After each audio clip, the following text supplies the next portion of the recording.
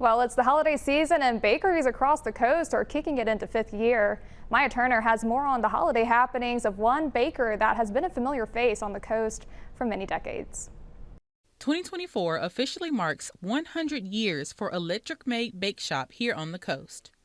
It's really a joy because you see people coming in and you know that these people are well in their 80s or well in their 90s, and they're talking about, oh, when I was a little girl or when I was a young man, or you find out you're doing great grandchildren's wedding cakes that you did each one of the family, so that really is a lot of fun, to be a part of that, really. Current owner Harold Bellius is a generational baker, and this Christmas marks his 41st year in the industry. This came down, this particular shop, through my grandfather, my father, and myself, and so I learned from my grandfather and my father on how to do all of this sort of thing. Was there any time that you thought, I kind of want to do something else, or was this always just like, this is what I want? No, this is pretty much always what I wanted to do. So you kind of grow up in it, and so you're not 100% sure if it's something you always wanted to do, because you just always did it, but you don't stick with it if you didn't like it. So Bellius says this time of year is always the busiest, keeping him on his toes with cakes, pies, and rolls. This is a Parker House roll, so this is a very popular roll for the holidays. They get rolled and improved several times, and each time in between you put butter all on them, so that makes them all that much better.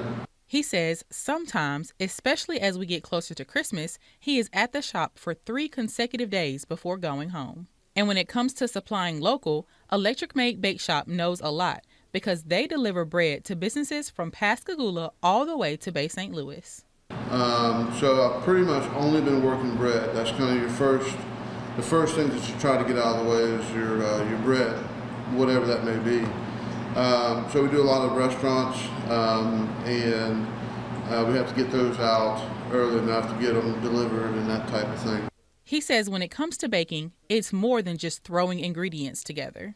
Baking really is science. It's chemistry. It's manipulation of what you have. And this right now, and this is kind of a funny way to think about it, but it is literal. Yeast is a living thing.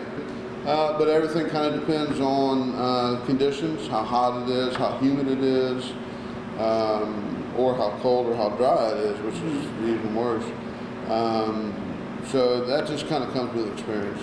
Just kind of. If you ever remember, like, especially I always like to use the grandmothers, because that was so your grandmother had, no, it has to be this type of flour, this brand, or this type or something like that. Well, that's why, because she knew what to expect by using that. And if you want to try baking yourself, here's a tip. Don't ever shy away from doing it, because it's really, you probably will mess up the first few, right? I mean, that's anybody with anything new. So, but after that, you'll get down and you'll have it. Alongside photojournalist Michael Rogers, I'm Maya Turner for WLOX News Now.